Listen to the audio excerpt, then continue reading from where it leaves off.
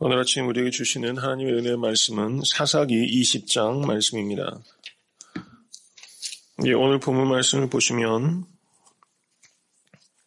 어저께 본문 말씀에 이어지는 내용입니다. 레위인의 처불, 기부와 비류들, 그 깡패들이 밤새 농락하고 그리고 아침에 이렇게 죽게 되는 상황이 벌어져서 이 레위인이 그 시신을 자신의 거처로 데려와서 그것을 12조각으로 잘라서 각 지파에게 보내서 지금 미스바에 베냐민 지파를 제외한 나머지 모든 지파들이 미스바에 모여서 지금 내전이 벌어지는, 그래서 양쪽에 그 심각한 타격이 벌어지는 이런 참혹한 동족 상잔의 비극이라고 해야 되겠죠. 이런 상황들이 벌어지는 마음 아픈 일들이 지금 일어나고 있는 것입니다. 사사기를 지금까지 보시면 한 번도 이렇게 모든 지파들이 모였던 적이 없었습니다. 하나님께서 선택하신 사사를 통해서도 이스라엘 백성이 하나 되지를 못했는데 오늘 역설적으로 한 레위인을 통해서 지금 이스라엘의 모든 지파들이 지금 미스바에 모이고 있는 역설적인 상황이 지금 벌어지고 있다는 것입니다. 오늘 본문에서 이스라엘 백성들이 미스바에 무려 모인 사람이 40명이나 되는 엄청난 대군이 지금 모이게 됩니다. 그런데 이 이스라엘이 이성적이라기보다는 지금 굉장히 감정적으로 지금 대처하고 있다는 것을 알 수 있습니다. 그래서 이 모든 일들이 이 통일의 결과가 어떤 긍정적인 효과를 가져온다라기보다는 민족 전체에 굉장히 부정적인 영향을 가져오게 될 것이라는 것을 우리가 오늘 본문 말씀을 통해서 깨닫게 되는 것입니다. 이것은 이스라엘 연합군들이 지금 정말 싸워야 되는 대적이 누군지를 구분하지 못하고 있다는 것입니다. 외적을 향해서는 이렇게 40만이나 모였던 적이 한 번도 없는데 지금 동족을 향해서 동족을 징계하는 일에 분명히 기부와 비류들이 못된 짓을 했지만 동족을 향해서는 연합군들이 40만이나 모이고 외적을 향해서 대적할 때는 이렇게 한 번도 대군이 모인 적이 없었다는 것은 우리가 정말 우리의 영적인 생활에서도 우리가 싸워야 될 정말 대적과는 싸우지 못하고 우리가 싸우지 말아야 될 사람들과는 잘 싸우는 그런 모습이 우리의 개인의 삶에도 교회 내에도 있다는 것입니다. 우리가 정말 싸워야 될 대적은 이 사단 권세, 이 공중 권세 잡은 자들인데 특별히 이 애틀란타 땅에 교회마다 굉장히 많은 분열의 모습을 보이고 있습니다. 싸워야 될 세상과는 싸우지 못하고 교회 내에서 일어나는 많은 분열과 다툼을 보면은 오늘 이스라엘 백성이 미스바에 모여서 정말 싸워야 될 외적과는 싸우지 못하고 동족 간의 일들로 인해서 지나칠 정도로 서로 징계하고 싸우고 그 결과가 참담했던 모습을 보면서 오늘날 우리의 모습을 되돌아볼 수 있게 되기를 바랍니다. 미스바에 모였던 사람이 20장 3절을 보시기 바랍니다. 이스라엘 자손이 가로되 이 악한 일의 정형을 우리에게 고하라 이렇게 말을 했습니다. 분명히 40만이나 모였을 때는 일의 자초지정을 듣는 과정이 필요했겠지만 사람들이 이런 이야기 듣기 좋아한다는 겁니다. 한 여인이 밤새 농락당하고 죽임을 당한 이런 류의 이야기들을 입에 올리기 좋아하고 듣기 좋아하는 사람의 악한 본성이 여기 있다는 것을 우리가 생각해야 됩니다. 조금 다른 이야기일 수 있겠지만 어떤 한 미디어에서 이런 조사를 했다는 거예요. 좋은 소문을 내서 이 소문이 얼마만큼 빨리 퍼지느냐. 그런 나쁜 사실을 전했을 때 이것이 얼마나 빨리 퍼지느냐를 조사했더니 좋은 일에 대해서는 사람이 입으로 전달하는 것을 굉장히 적은 숫자의 사람들이 그것을 전달하고 있다는 겁니다. 그런데 나쁜 일에 대해서는 그것이 굉장히 많은 사람들이 관련돼서 제가 기억하기로는 거의 퍼센테이지가 거의 배가 될 정도로 사람들이 나쁜 이야기를 전하는데 훨씬 빠르고 훨씬 관여를 많이 한다는 것이죠. 오늘 미스바에 모였던 이 사람들이 그런 약한 본성을 어느 정도는 반영하고 있다고 보여집니다. 이미 시체덩이가 와서 무슨 일이 벌어졌는지 정황을 알고 있는 상황이거든요. 그런데 그것을 다시 고하라 라고 말하고 있는 여기에서 우리 인간들이 듣기 좋아하는 말들, 그것이 무엇인가 하는 것을 우리가 생각해 보게 된다는 것입니다. 20장 4절에서 7절까지 내용을 보시면 이 레위인이 그간 있었던 일을 요약하고 있는데 이것이 참 교묘한 것입니다. 여차저차해서 이런 일이 있었다 이렇게 말하는데 이 일이 벌어지게 된 근본적인 계기는 이 레위인이 자기의 첩을 제대로 대하지 못한 일이 근본적인 원인이었습니다. 그리고 장인 집에 방문했을 때 그 장인이 지나치게 환대했는데 그것이 3일 정도 머물고 가려고 했던 계획을 이틀이나 더 머물게 되고 그리고 먼 여행을 떠났을 때 그때 아침에 떠나지 않고 해가 뉘엿뉘엿 질 때 저녁에 떠나는 것이 이 비류들에게 이렇게 참혹한 일을 당하는 결정적인 계기가 또 되었던 것입니다. 그리고 그 깡패들이 자신의 첩시를 내어줄 때 이 레위인이 거기에 나서서 자기의 첩시를 보호하려고 하는 일체 행동도 하지 않았고 그 자신의 첩이 죽었을 때 그 첩실에 대해서 너무나 냉정하고 비정하게 했고 그 시신을 12도막이나 내는 그런 엄청난 그런 비인간적인 행동을 했던 것이죠. 그런데 오늘 여기에서 자초지종을 이야기할 때 자기가 무엇인가 원인이 되었고 자기가 잘못했던 부분들을 쏙 빼고 있다는 겁니다. 이것을 우리가 봐야 됩니다. 자기 중심적으로 모든 걸 이야기하는 거예요. 근데 가만히 제 자신을 돌아보고 사람이라는 게 그런 것 같습니다. 어떤 상황을 해석할 때 이것을 나에게 편하게 보고서 그것을 나의 관점으로 전달하지 이것이 어떤 것들 객관적인 그림을 사실은 우리가 전달하지 못해요.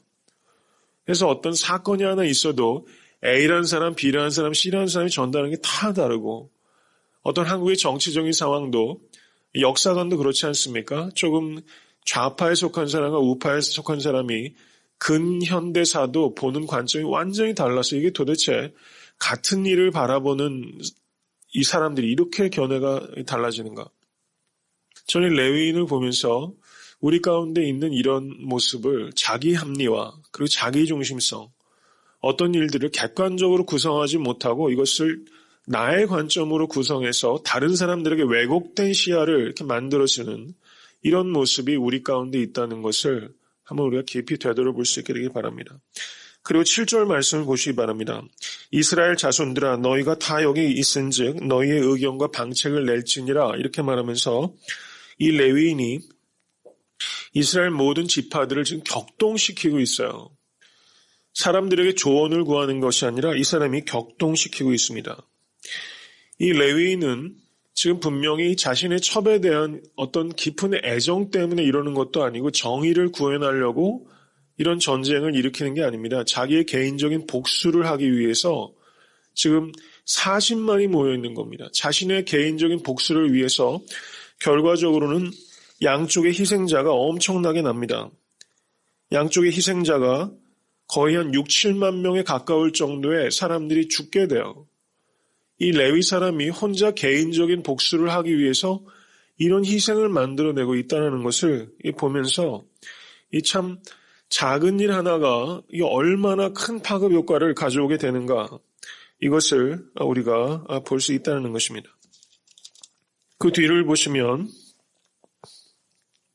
이스라엘 백성들이 40만이 모였습니다. 그래서 베냐민 지파에게 사람을 보내서 이 악이 발생한 것이 어찌미뇨 했더니 베냐민 지파 사람이 그 기브와 비류들을 징계를 했으면 이런 전쟁까지 치닫게 안 되는 것입니다. 그런데 베냐민 지파 사람들이 자기 혈족이라고 그 사람들을 싸고 돈 거죠. 그래가지고 이것이 결과적으로는 이 기브와 그 비류들만 징계하는 걸로 끝날 수 있는 문제가 나머지 11지파와 베냐민 지파 간의 민족 상전의 비극으로 비화가 된다는 것입니다. 어떤 잘못이 발견이 되면 그 잘못만 싹 도려내서 환부를 도려내는 그런 자기 반성이 되면 우리가 개선이 되고 발전이 될 수가 있는데 그 작은 잘못을 내가 인정하고 이것을 잘 다루는 일에 내가 정직하지 못해서 이 거짓말 하나를 덮다가 거짓말이 계속 만들어지는 일들이 세상 가운데 너무 비일비재한 것이죠. 지금 베냐민 지파의 문제는 기브와 이 깡패들이 잘못한 행실에 대해서 바로잡지 못하고 그것을 비유하려고 한 결과로 엄청난 한 지파가 거의 멸종에 가까운 그런 큰 내상을 입게 되는 일로 비화가 되고 있다는 것입니다. 이것을 통해서 우리 자신을 되돌아볼 때 우리가 잘못한 것, 부족한 것, 그리고 내 사람이 잘못한 것, 내 가족이 잘못한 것, 우리 교회가 잘못한 것들이 혹 있다면 그것에 대해서 우리가 하나님 앞에 정직하게 내놓고 사람 앞에 잘못을 시인하고 그 문제에 대해서 적절한 책임을 지고 하는 일들이 굉장히 중요하다. 근데 그것을 우리가 덮어놓고 비호하고 그냥 얼렁뚱땅 넘어가려고 하면 그 일이 나중에 만들어지는 파급 효과가 상상 이상으로 엄청난 피해를 가져온다는 것을 우리가 생각할 수 있게 되길 간절히 바랍니다. 그래서 그 결과가 지금 21절을 보시면 18절을 보시면 하나님께 물었습니다. 누가 올라가야 되느냐? 그랬더니 하나님께서 유다가 먼저 가라 이렇게 말씀하셨어요. 그런데 베냐민 자손이 기브아에서 나와서 당일에 이스라엘 사람 22,000을 죽였습니다. 그리고 이스라엘 백성이 또 울면서 하나님 앞에 외쳤습니다. 올라가야 됩니까? 그랬더니 하나님께서 올라가라고 하셨어요. 그런데 또 18,000명이 죽습니다. 그러니까 49,000명이 죽어나간 거예요. 그러자 26절에 이스라엘 백성들이 또 울면서 거기에 보면은 특이한 게 금식하고 번제와 화목제를 드렸고 그리고 거기 언약궤가 있었고 아론의 자손 엘리아셀의 아들 비느하스를 그 앞에 모셨다 이렇게 얘기하고 있어요. 그 전에 두 번에 걸쳐서 사실은 이 전쟁 자체가 명분도 약하고 그리고 목적 자체도 정의를 구현하는 일에 있지 않았습니다. 하나님께서 기뻐하신 전쟁이 아니었어요. 전혀 그렇지 않습니다. 근데 하나님께 물었습니다. 자신의 뜻을 다 정하고 하나님께 물은 겁니다. 근데 하나님께서 대답을 하셨어요. 그런데 그 결과는 어떻습니까? 하나님께서 올라가라고 얘기하셨어요. 그런데 그것을 승리할 것이다 얘기하지 않으셨습니다. 두 번에 걸쳐서 49,000명이 한 사람의 레위인의 첩이 죽은 일 때문에 49,000명이 죽어나갔습니다. 그리고 이들이 다시 하나님 앞에 나가서 울면서 금식하고 예배드리고 그 전에 두 번에 걸쳐서의 예배가 온전하지 못했다는 것을 이야기하는 것입니다. 제사장을 모셔서 레위 지파를 통해서 지금 제대로 된 하나님 앞에 예배를 드렸습니다. 그때 하나님께서 응답하셔서 이번에 승리할 것이다 이야기를 했습니다. 그래서 그 결과가 베냐민 사람 35절을 보시면 25,100명이 죽게 됩니다. 그 양쪽의 사상자가 지금 엄청난 사상자가 지금 발생하고 있었던 것입니다.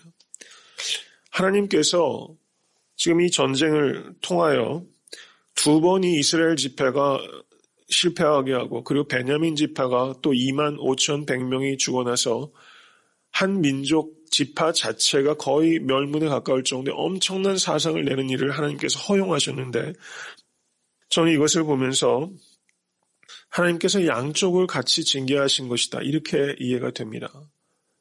명분도 없는 부도덕한 일에 이스라엘 백성들이 감정적으로 모여서 그리고 자초지종을 정확하게 알지도 못하고 한 지파를 향하여 전쟁을 일으키고 또 베냐민 지파는 자기 일족이 잘못한 일에 대해서 올바르게 대응하지 못하고 그걸 비호하려고 했던 죄, 이 양쪽의 모두 죄에 대해서 하나님께서는 이렇게 징계를 하셔서 거의 6만 7만에 가까운 사람들이 죽임을 당하는 이렇게 엄청난 일들이 발생하게 됐다는 것입니다. 말씀을 맺습니다. 여기서 레위인 제사장이 추구했던 것은 정의가 아니라 개인적인 원한을 갚기 위해서 민족 전체를 동원한 것입니다.